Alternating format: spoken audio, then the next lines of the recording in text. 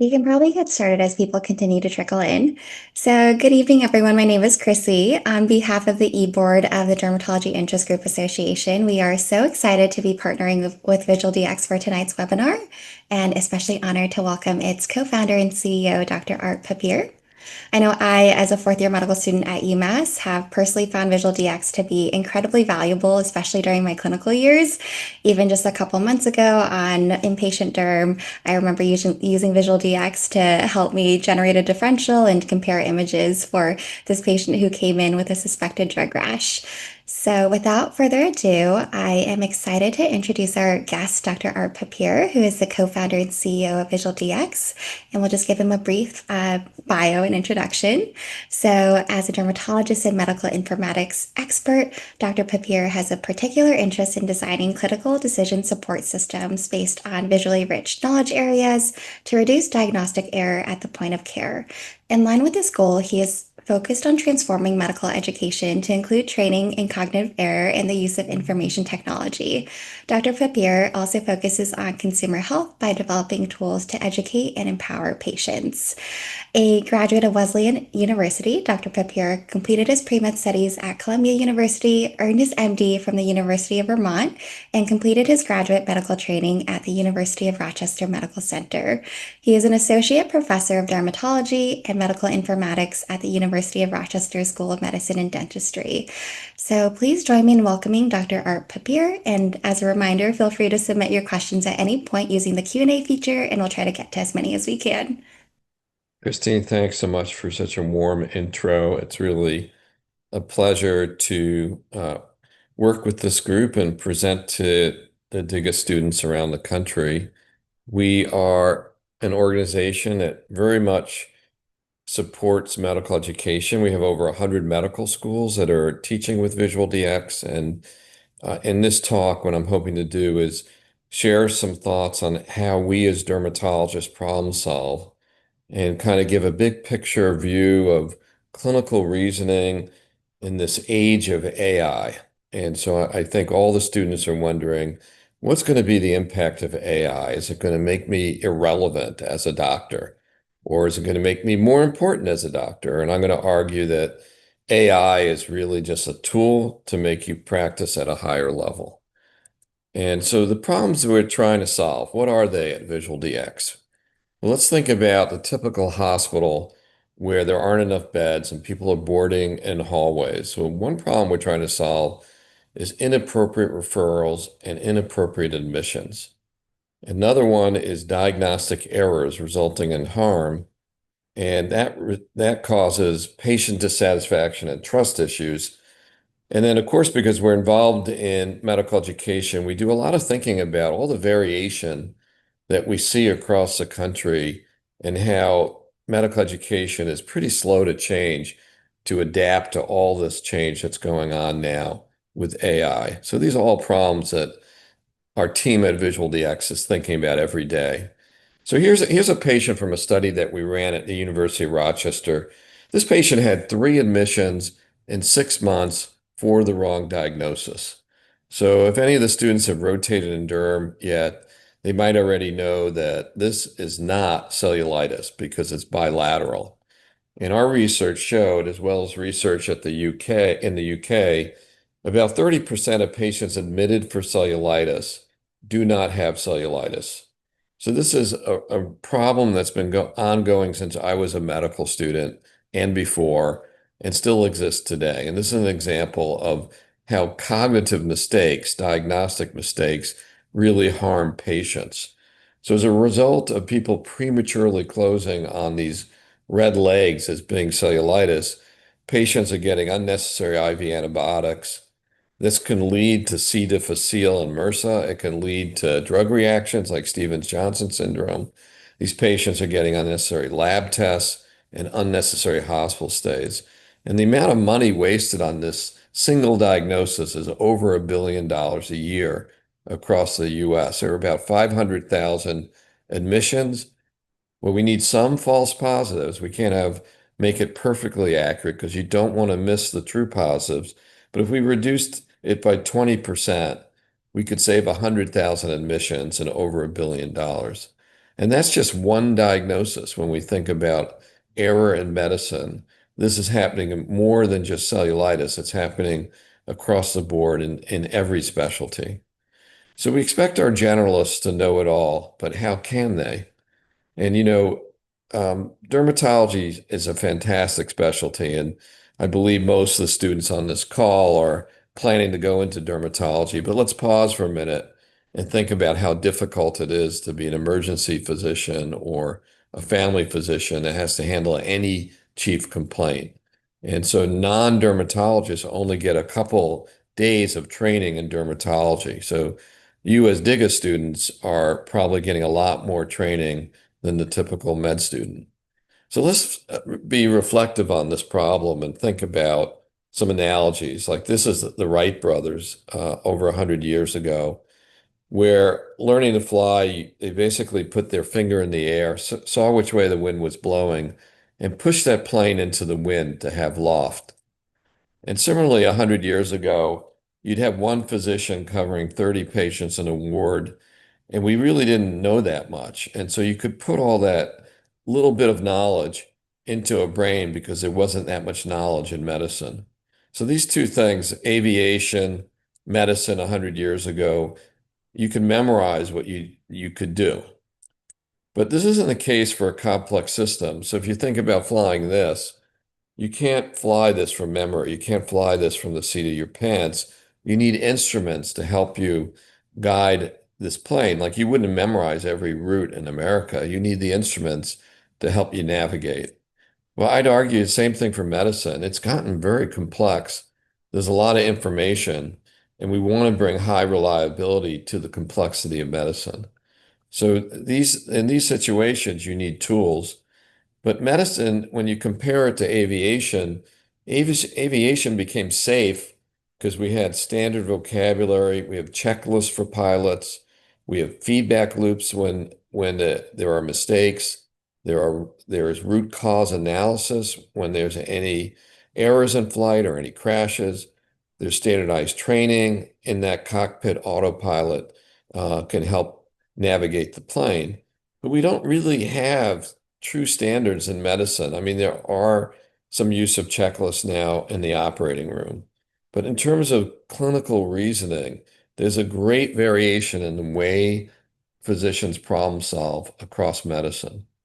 And certainly there's fewer autopsies, there's a lot less root cause analysis, and we really don't have the kind of standards that we have in aviation.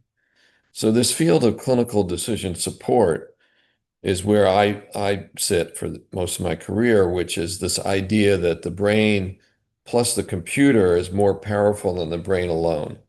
So it's not man versus machine. We're not saying the computer is going to replace the brain.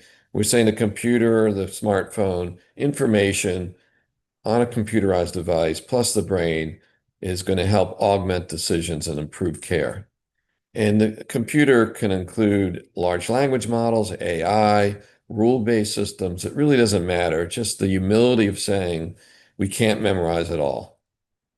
So let's think about why errors occur and how doctors think. And I'm wondering if any of the students on the call have read this book. I recommend this book called Thinking Fast and Slow. Daniel Kahneman was a Nobel Prize winning behavioral economist who wrote a book about how humans problem system. And I'm going to give a very, very cursory overview of what that is. So he defines system one as automatic pattern recognition. So you don't have to think about this, you know the answer. And if I say, what is this? You know immediately Eiffel Tower. You don't have to think about it. That's system one. It's automatic pattern recognition. To a dermatologist, if I said, what is this? With no history, a trained dermatologist would look in the upper left and go, that's herpes, herpetic whitlow. On the upper right, granuloma annulare. On the lower right, stria. And on the left, zoster, shingles. So you wouldn't need history. You wouldn't need to think. Once you've been trained, the classic will just come right to your brain instantly. So that's system one. System two, I said to you, what's the answer to this?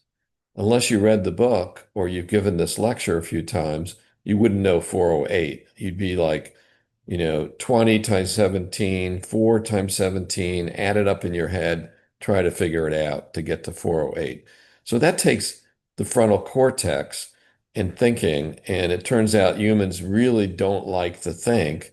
They much prefer pattern recognition because when you start to use the frontal cortex, you're using a lot of glucose. And as humans, we're always trying to preserve energy. We'd rather make snap decisions. So this is system two. You have to use your frontal cortex. If I said, what's the differential diagnosis of this complex patient, a 62-year-old male presenting with fever, arthralgias, and reticular purpura, who has end-stage renal disease? I mentioned the 10 medications. I tell you the history of diabetes, hypertension, AFib. Give me a differential. That's system two. You have to think about it. It's not instant. Now, if I showed you these pictures, or I showed these pictures to an experienced dermatologist, I said, what are the four diagnoses here? The most experienced dermatologist would say, I don't know. I only can describe the pattern. You'd say there are widespread, uh, minimally elevated papules in the upper left. They look macular in the upper right, macular in the lower right, and pretty macular erythematous macules in the lower left. And, non-dermatologists would just say it's maculopapular, which of course we hate. But you wouldn't have a diagnosis. So system two, sometimes you can have pictures, but you still have to think. You have to ask questions. Like, do you want to know, did the patient start a medication before this exanthematous eruption started? Did they travel to a foreign country and maybe have a viral exanthem from a rare disease? So you take a history, combine it with the picture, and think about it.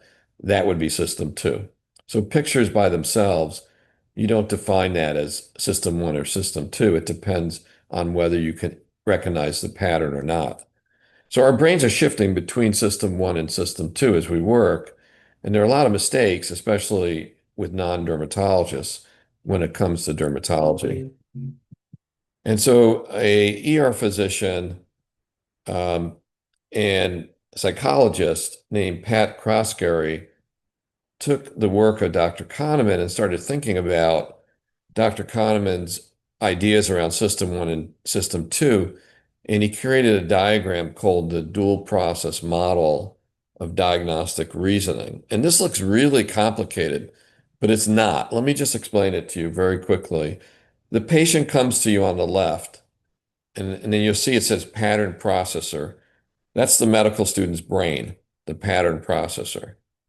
Now, when you start medical school, pretty much everything you have to think about. You don't recognize anything. So it's not recognized. System two depends on your intellectual ability, your education, your training, your critical thinking, your logical competence, your rationality, and feedback that you've received. So you're starting to use your cortex, and you might make a mistake, and the attending or the resident corrects you, and you learn. And so you now know what GA looks like, and you move that pattern into system one. So the more you learn on the job, the more mistakes you made, the smarter you get. And the next time you might instantly recognize it. So it's a process of, as you start your career, you're doing more system two. As you move through your career, you have more of a mental inventory to automatically recognize things. So if system one has three arrows because it's very fast, and you move over to diagnosis. The problem with system one is it's prone to biases. You're in a rush, you're moving fast, and you make lots of mistakes. And you can make mistakes from things like you're an ER doctor and it's noisy in the ER and you get distracted. So there's lots of reasons that it breaks down and we have error. So system one's prone to these biases like premature closure, anchoring, overconfidence, and dozens of these other biases have been described by Dr. Croskery and others. And then system two requires, your knowledge in your brain and your ability to problem solve and be analytical and have this notion of logical competence. So one of the most important ideas is the bias of premature closure. And people ask, well, what is premature closure? And I love dogs. So this is a yellow lab, which I have a yellow lab, not a puppy. People love dogs. Imagine you go to the breeder and they have seven beautiful puppies, and the breeder hands you one, the very first one you fall in love in. You fall in love with that first puppy, and then you don't look at the six other puppies. That's premature closure. You want to look at all puppies before you make your choice. So you can be very emotional and make decisions like that. But in medicine, you want to have a full differential diagnosis, think about the possibilities, and not jump to that first conclusion. So let's talk about another kind of bias. I'm going to exemplify that with some clinical images. I'm going to go through this very quickly because I want to leave time for questions at the end of the talk. So these are cases that were initially misdiagnosed, and I'm just going to spend like 5 seconds on each one and describe it. So case one was this adult that had these thick, whitish yellow, scaly plaques covering the plantar feet, the toes, and erythema on the dorsum of the feet and lower legs. Case two was a teenager that had scattered just a few pustules and some excoriated lesions on the arms. Case three was a patient of mine where you see the sutures from where I biopsied, and these were very, very smooth but hard, deep nodules and thick plaques that when I palpated it, I felt like there's enough infiltration that this could be leukemia cutis or lymphoma in the skin. It was really impressive how dense and how hard these lesions were. So I did a biopsy, and I was surprised when I got the biopsy result back. This was a teenager with numerous excoriated papules all over the body.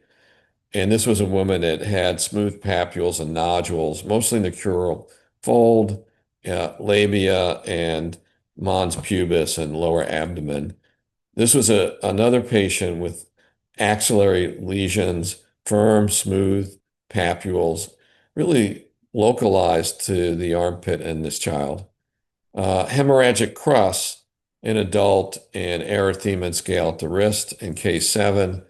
Case eight, the smooth papules on the shaft of the penis, similar ones on the legs as well.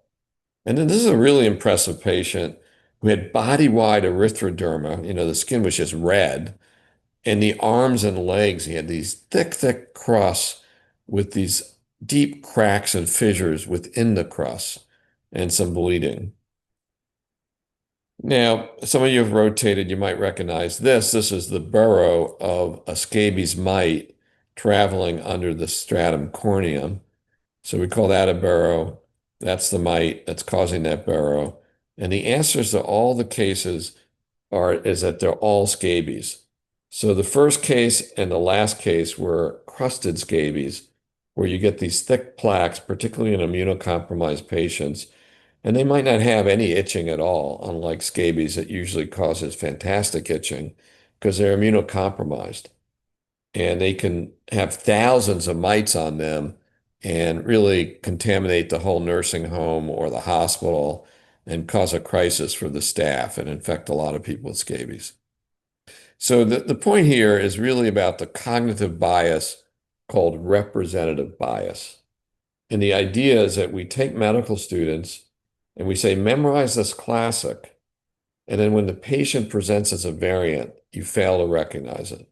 So in the box at the center, a 67-year-old woman presents to the ED with a toothache and a fatigue and is triaged to the non-acute side where she sat for 5 hours. She was having an atypical MI. Now, this is a story from an ER physician I know. When I talked to him years ago, I said, tell me what's going on. Tell me what your problems are. And he says, we just had this miss where we triaged someone to the non-acute side who was having an MI. And so that's an atypical presentation of MI. Anyone that watches television knows that crushing chest pain, diaphoresis, fatigue, pain down the left arm, anyone watches TV knows that's an MI. But we're physicians to figure out these variants and these variant presentations. And this is when a memory-based paradigm for medical education falls down. So if you go through medical school and they teach you all the classics, and you study for your boards based on the classics, you start to believe this fiction that this is the way patients present. Turns out patients really do present atypically a lot. Another reason that there's a failure to diagnose correctly has to do with racial bias. This is two photos of acute meningococcemia, very obvious purpura on the right, just brown color, brownish red color on the left of purpura.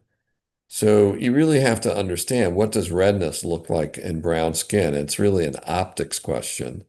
So there's another reason that we have diagnostic error, and VisualDx has been committed since our inception to being able to show you how diseases present in people of all colors. There's another example of erythema in brown skin in drug-induced hypersensitivity syndrome, where it's very subtle, and the elevated plaques on the left, subtle compared to the right.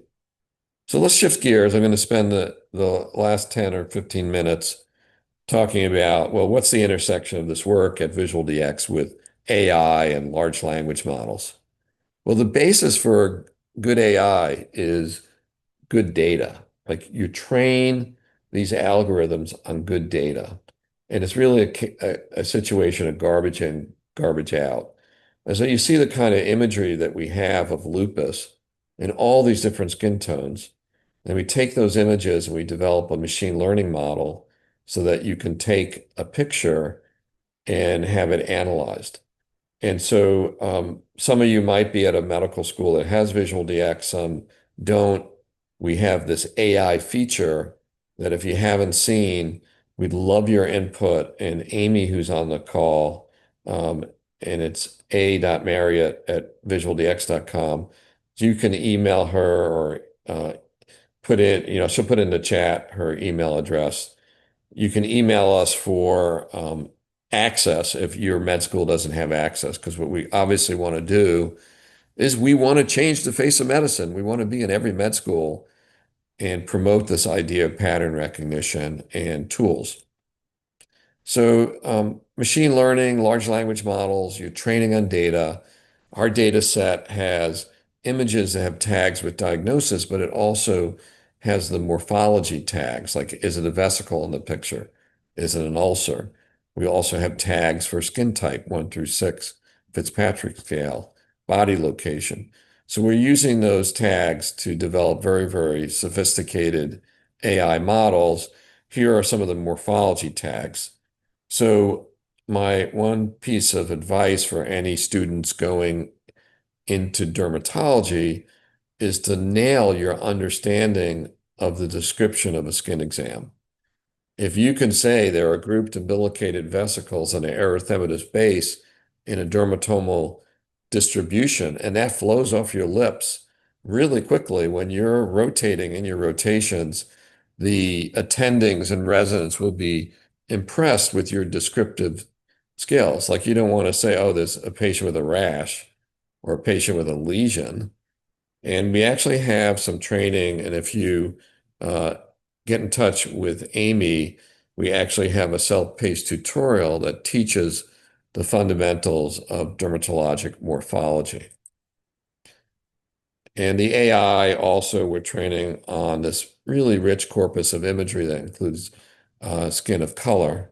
And there was a study by Dr. Zhu at Northwestern where he showed in his study that our AI worked equally well in light skin and dark skin. So this is a case in the emergency department at University of Maryland. Dr. Brown's the chair. Patient came in, said they had this lesion that grew very, very quickly in a few weeks, and a 2 to 3 week history of it enlarging. The patient removed it, it bled, it grew even bigger quickly. So he took a picture, and the AI actually recognized the 3 different morphologies being the top out of 81, and it called it a friable papule. So we have this notion, instead of just going to what our diagnostic prediction is with the AI directly, we're purposefully bringing in a step. We're asking the end user if you agree with the way we're describing the lesion. And the important point here was that Dr. Brown said, Art, friable papule, that's derm speak. That's not ER speak. In my 30 years in emergency medicine, I've never called a lesion a friable papule. So we're exposing the non-dermatologists and the students to the language of dermatology through um, using AI. And incredibly, what Kim and part of the team at VisualDx did was they created these peel-off stickers, decals of lesions that you can put on your arm and then take a picture of a fake lesion that's on decal on your skin, and it will actually read the morphologies and come up with a differential to simulate the process for students. So we're kind of interested in studying that and working with students further on that. So Dr. Brown took the picture, answered the questions, got a differential, and figured out it was a pyogenic granuloma. So let's talk about AI replacing doctors. So this is a headline from the web. A boy saw 17 doctors over 3 years for the chronic pain, and ChatGPT found the diagnosis in seconds. And then you see that LLMs are going to change the world. LLM, language models, ChatGPT passed the medical boards, diagnoses all the time. You're reading about this. The next thing it's going to say, it makes you breakfast. So we are working with large language models. I'm going to show you a demo in a minute, but don't believe everything you hear. I mean, they hallucinate. They can make mistakes. And if we just trust them without using our brain, you can actually harm some people. So again, coming back to this comparison between aviation and medicine, when you think about medicine, we have lots of unknowns. We have a lack of clarity of the pathophysiology. We're making decisions with incomplete data. There's ambiguity and there's grayness. And that's where large language models have a lot of problems with ambiguity and grayness because they'll come out and almost arrogantly give you an answer and they could be totally hallucinating. So I don't think you'd be using a large language model to make aviation safer. I mean, aviation is pretty safe with the processes we put it into it. And the question is, what's the difference between aviation and medicine? And obviously the difference is, aviation kind of follows Newtonian physics, and there's clear rules of what's happening when you're flying a plane, and there is precision with geography. But medicine is full of unknowns, and so it's very hard to train these systems with unknowns. So our focus at VisualDx is to make sure that we help everybody with common diagnoses and their variants, because variation of the common causes a lot more harm than missing super rare diseases. There's a lack of trust in healthcare. We see imagery and VisualDx used in exam rooms to back up professionals and engage the patient in a way through the doctor using VisualDx where the patient's impressed that the doctor shared the image and said, look, this looks just like you, doesn't it? And builds trust with the patient. We can integrate VisualDx into Epic and other EHRs. Some of the medical schools have that in their health systems, others don't yet. We're working with large language models and NLP. And really, I think uniquely, we have this take on AI that AI needs to upskill you. It shouldn't deskill you. It should guide and teach as you use it. Of interest to the students, and Christine knows all about this, we're partnered with GlowDerm.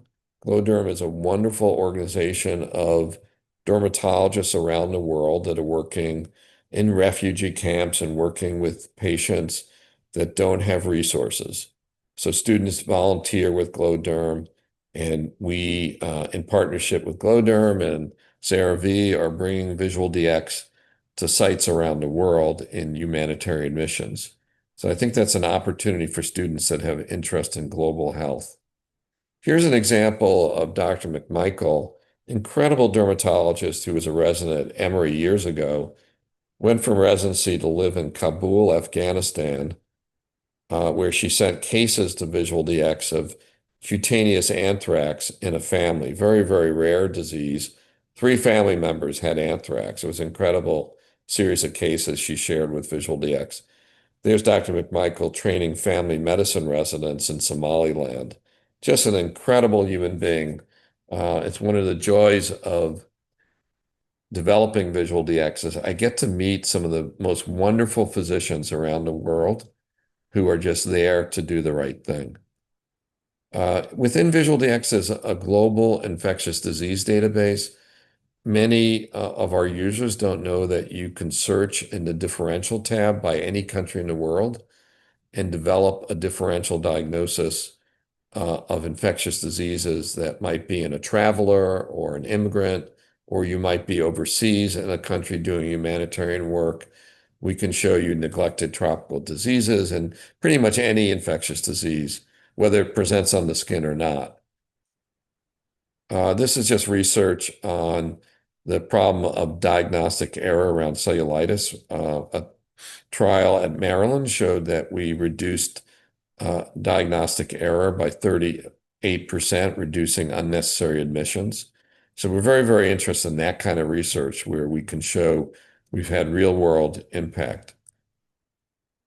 I don't know if the audio is going to play on this, but I think it's just fascinating. Let's hope it will. Kim, you'll let me know, or Amy, if you can hear the audio. No audio. Cậu bé 11 Okay, tuổi you got it. bị nhức đầu, nóng và đau cổ họng. This is one of our engineers who's Vietnamese, putting in a prompt into a future version of VisualDx using ChatGPT, where we're able to pick up the findings. He spoke, actually his son had a sore throat, and he spoke in Vietnamese, headache, fever, sore throat. We're able to grab the findings using a large language model and create a differential diagnosis. So instantly, we went from English only to a future state where we'll be able to handle a search in 50 different languages by using large language models. Side interest of mine is how technology is influencing our culture. And I know there are probably some young parents on the call or soon to be parents. This is an incredible podcast I recommend. Our kids are the least flourishing generation we know of. If you listen to this, I don't think you'll ever hand your young child a device to distract them. That this is really a warning about how giving young children screens really is not productive in turning them into being responsible thinkers in life. So power tips for VisualDx very, very quickly.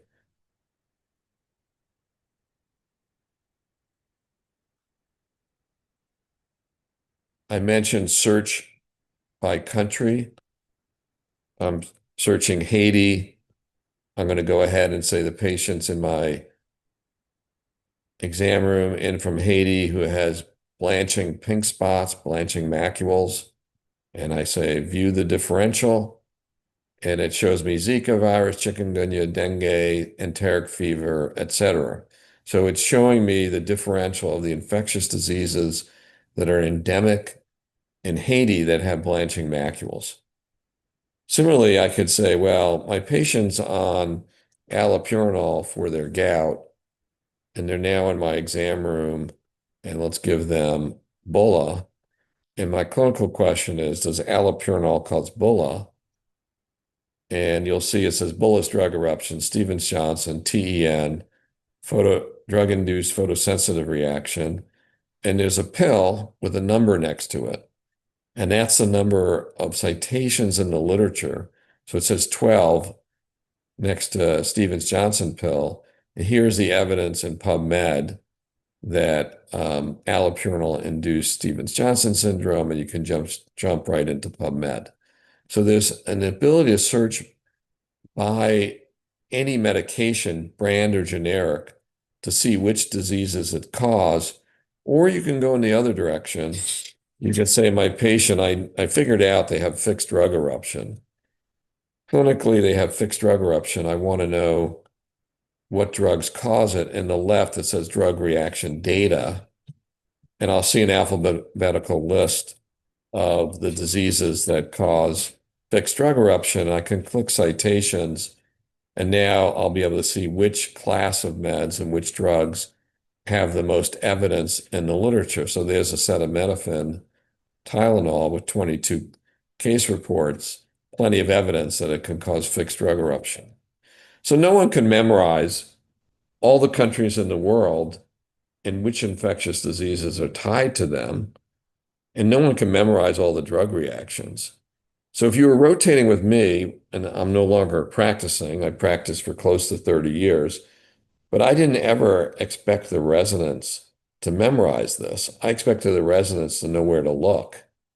And they could look in a number of different resources to get information to help problem solve. So that's the story quickly in under 40 minutes. I wanted to leave time for questions. I see there's some things in the chat, but that's information about LearnDerm. People can come off mute or they put in the chat. Yeah, looks like we do have a few questions. Okay, fire away. All right. Can you speak more about how the AI tools won't lead to deskilling of derm trainees specifically? I understand that it can be helpful, especially for non-derm providers, but I worry about over-reliance on these tools, especially given that what you said about humans not wanting to use type 2 thinking. It's a great question because I think that we all want to do things too quickly. Humans don't want to think that much. So the question is, how do you develop these tools and the AI so they're explaining, say, the pathophysiology, they're explaining how they're arriving at a diagnosis, and they're putting forth fundamental concepts, and they're not just saying, here's the differential. So there are other AI dermatology companies out there, and most of them are just statistically saying 83% chance it's this. Well, there's risk there for the other 17%. So, it's really up to your generation to help solve these problems. And that's why this is a bit of a pep talk to med students. You're living through incredible times. I mean, you talk about like the Industrial Revolution, books being invented. I mean, large language models, everybody knows the capability of some of the things that it's doing is amazing, but it's just an algorithm. It's just predicting the next word. So there's a difference between information and knowledge. Information is what LLMs and AI can deliver to your fingertips, but knowledge is based on your brain processing the information. And so there's no easy answer here. It really, this is an opportunity to challenge yourself, right? Like it's not supposed to be easy. Like the world is incredibly broken right now. Nothing's easy. We have lots of problems in the world, lots of problems in medicine, but there was always problems in medicine. Doctors were always complaining. Students were always complaining. Residents were always complaining. Your generation has to look at the challenges and see it as an opportunity. Think about these advances in AI and start thinking about, well, how do we design the systems of the future for those that are going to go into academic medicine? Incredible opportunity there to work on innovation. It's frustrating right now because of the cuts that we're seeing for research and all that, but that will come back. I mean, this craziness will pass, and we will be back to innovating in biology and innovating in medicine. So I don't have any, answers other than saying you have to really get involved in this field. It's your responsibility to shape the field. Thank you, Art. And the next one, maybe we could hop back into the product and talk about this one a little bit more. How has VisualDx worked to improve representation of diverse skin tones? I know that's been a continuous challenge in dermatology education and in talks about representation in LLM training. Well, we've very purposely been collecting imagery of disease in all skin tones. So we have contributors all over the world.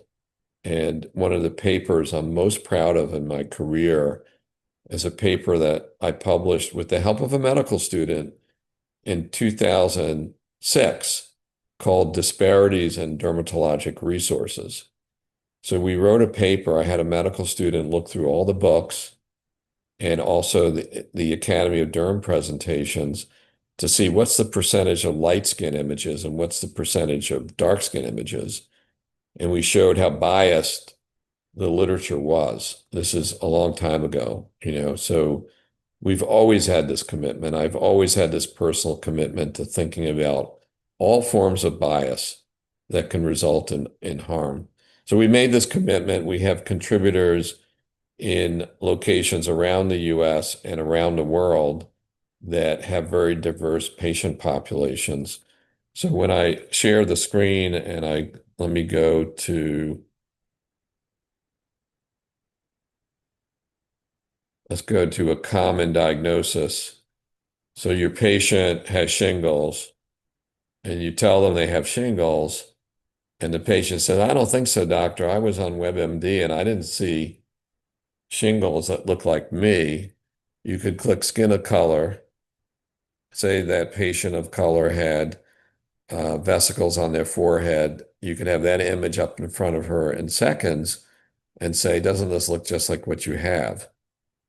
And so it's very, very important when you take the time to teach patients with images, and it could take 10 seconds.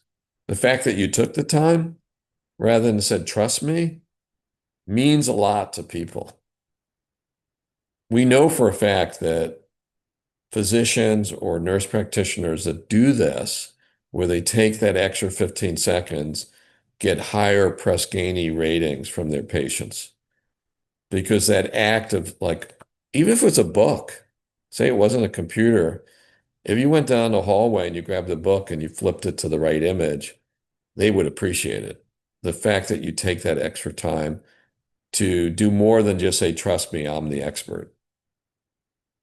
Next question. All right. From Liliana, what do you imagine medical school education with VisualDx will look like in the future? Fantastic question. We let me back up here. Well, why does VisualDx exist? And if we were in person, I would challenge the audience here of 26 med students, who invented the problem-oriented record and the SOAP note format? And usually most med students say, I have no idea. And the answer is Dr. Larry Weed. So he's the doctor that invented the idea of the problem list and the SOAP note format, because before he came along, medical records were different in different parts of the country. And there was no way that you could look at a note in the chart and figure out how the doctor arrived at the diagnosis.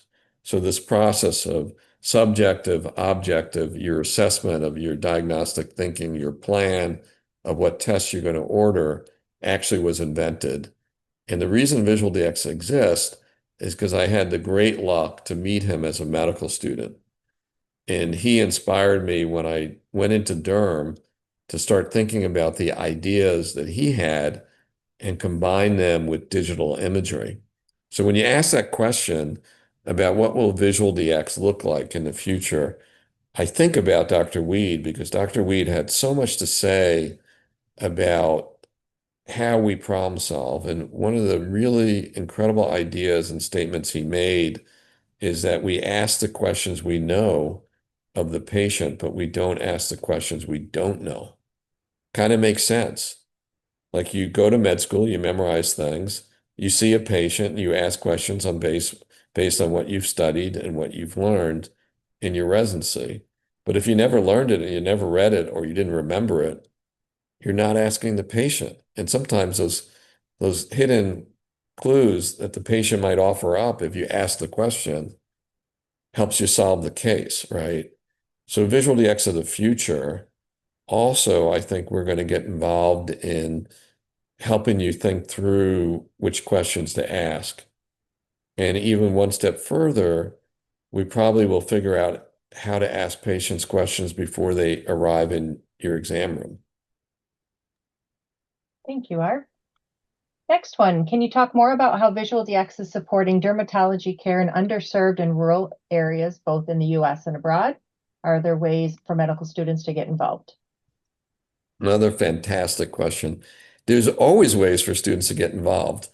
So any student that's participating in this and has any ideas and wants to get involved, you should email us. But we have seen a huge need in rural health. So there's a maldistribution of dermatologists. Dermatologists prefer cities. They don't particularly love rural areas. There's deserts where there are no dermatologists in rural areas. So we have family physicians that use VisualDx and fill gaps. And this is true in all over the world. In the UK, it's not a third world country. The UK only has 600 dermatologists. Most of their dermatologic care is delivered by GPs. So there'll never be enough dermatologists. So the question is, how can we at VisualDx help people with information for their simple problems? So I'm not a believer that VisualDx is going to help a family physician treat a child with epidermolysis bullosa dystrophica or cutaneous T-cell lymphoma or pemphigus vulgaris. I just named three very rare diseases. What we really want to do is make sure that that family physician or that ER doctor doesn't call a recurring herpetic infection on the palm a bacterial infection and keep giving that patient Keflex every other year that they come in when it was herpes every time. So we really want to focus on that problem of the variance of the common at VisualDx and focus on upskilling those healthcare professionals in rural areas and around the world.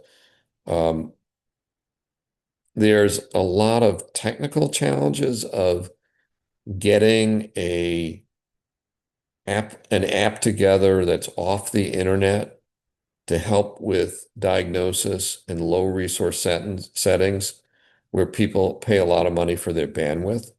It's very, very expensive to use cell phone data in a lot of countries in Africa, and we've had requests to create a version of VisualDx that's stored to the phone, and then you resync it on Wi-Fi. It's in our roadmap, but it's very expensive to support all these different versions that we want to do. So if anyone has a rich uncle and is into humanitarian work, please have them call me. That concludes our questions. Great. Well, thank you so much, Dr. Papier, for that wonderful talk and sharing your time and insights with us tonight. I know I learned a lot and really appreciated your time tonight. And we just want to thank you again for joining us. And thank you to everyone who attended and sent such thoughtful questions. Great. Well, thanks to DIGA for having me. And, in conclusion, we really are impressed with medical students. And medical students do a lot of important things. And here is a headline. I just want to end with this, not with that. I want to go back. Hopefully I can get to this. How medical students at Queen's University are revamping their curriculum. I'm sorry, it's in the Toronto Star I want you from to years ago. And basically the story in the Toronto Star were medical students at Queen's University in Kingston, Ontario, thought that their curriculum was biased. And they counted all the imagery, and then they found VisualDx on a search in Google, They reached out to us, and 3 weeks later, Queen's University had a license to VisualDx. And why did it happen? It happened because of medical students. So medical students can have a lot of impact. We love working with medical students. So I hope that this talk stimulated some ideas, and look forward to hearing from anyone that has interest in helping out. Thanks. And I put in the chat as well. You can reach us at info@visualdx.com. Thank you again for attending. My name is Amy, the Director of Client Success, and I work with medical students like yourselves across all of our institutions that subscribe to VisualDx. Happy to help with any additional trainings or get you some awareness materials to share with your fellow students to support you in your education, or reach out if you're not sure if you have a license or would like one. We really appreciate you joining us. Thank you, Dr. Papier. Thanks. Christine, Thanks, everyone. fascinating.